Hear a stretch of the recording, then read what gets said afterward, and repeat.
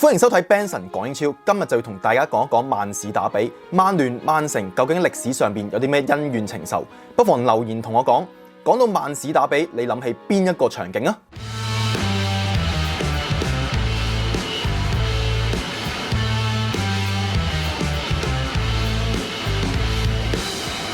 一個城市兩支球隊形成打比，呢個情況咧喺足球世界上邊可以話屢見不鮮啊！而曼市打比咧，可以話係近年競爭最激烈嘅打比之一。曼聯同曼城嘅衝突咧，唔單止喺球場上面形成，仲牽涉到歷史、文化同埋地域上面嘅衝突。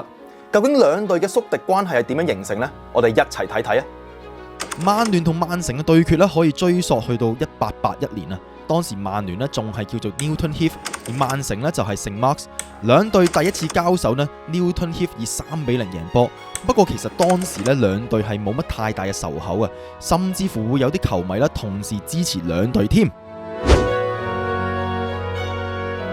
談及兩隊之間嘅宿敵關係，就不得不提到咧佢哋地理位置上面嘅差異啦。曼聯咧就位於西邊，雖然咧佢哋嘅主場奧脱福球場咧係位於大曼徹斯特郡啊，但係實際上咧其實佢哋係屬於 Trafford 行政區，並唔係喺曼徹斯特行政區啊。而曼城咧就位於東邊，無論係舊主場緬因路球場定係而家主場伊蒂哈德球場咧，都係位於曼徹斯特行政區入邊嘅。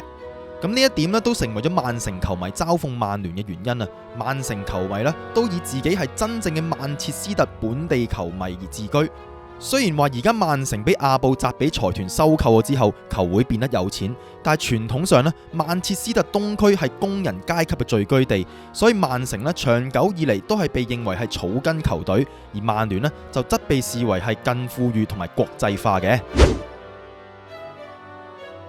雖然有地域上面嘅唔同，但係曼徹斯特打比可能冇大家想象中咁激烈。曼聯球迷對利物浦嘅憎恨咧，肯定比對曼城更加大。點解會咁樣？可能係同兩隊喺歷史上嘅競技水平唔同有關。20世紀中期，曼聯逐漸崛起，尤其是係喺1950至60年代，由巴斯比爵士帶領嘅巴斯比寶貝贏得5次頂級聯賽冠軍，而曼城呢，就僅僅喺1967至68球季贏過1次嘅頂級聯賽冠軍啫。而曼聯呢，曾經喺1973至74球季呢降班去到乙組，而曼城呢，則喺1980年代同埋1990年代呢經歷多次降班，1998年呢，甚至乎跌到落去丙組，即係英甲啊，去到2002年呢先至重返英超嘅啫。曼聯同埋曼城好多時候咧都唔喺同一個聯賽，少咗機會對碰就令到兩隊恩怨減少。喺呢段時期咧，曼聯逐漸成為曼徹斯特甚至乎係全英國足球嘅霸主，而曼城咧就逐漸被邊緣化。2008年阿布扎比財團收購曼城，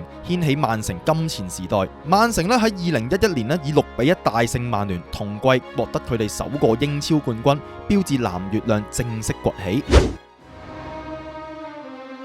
由70年代到而家，曼徹斯特打比為球迷帶來好多嘅精彩時刻，但其實好多畫面都係充滿暴力嘅場景。1974年4月27號，曼聯傳奇前鋒丹尼斯羅轉投曼城之後，喺奧脱福倒戈後爭入波，令到曼聯輸波。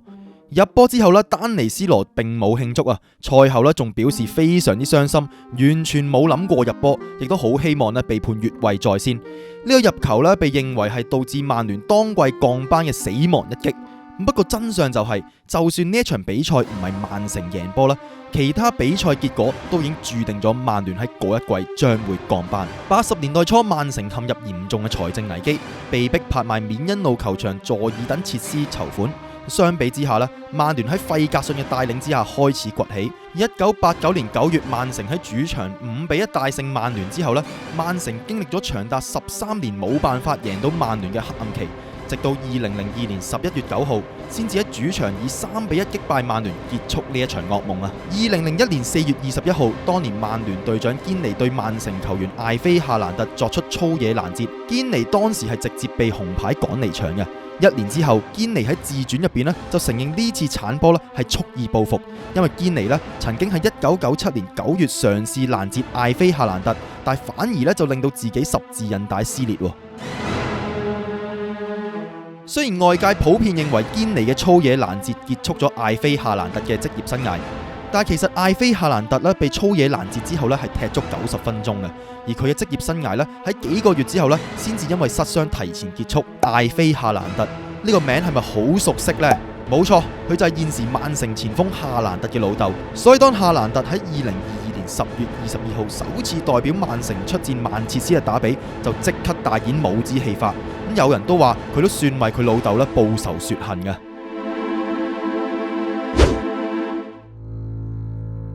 由佐治貝斯去到夏蘭特，由費格遜去到哥迪奧拿，自從曼城崛起之後，曼徹斯特打比喺近年終於重新成為焦點。即刻同大家重溫一下一啲近年精彩嘅畫面啦！2009年9月20號呢一場喺奧脱福球場進行嘅曼徹斯特打比，被譽為英超史上最激動人心嘅打比賽事之一。曼城喺比賽邊3度追平比分，但係當比賽進入最後階段，奧雲接應傑斯傳波完成絕殺，幫助曼聯以4比3贏波。費格遜更加形容嗰場比賽係有生以嚟最精彩嘅打比戰。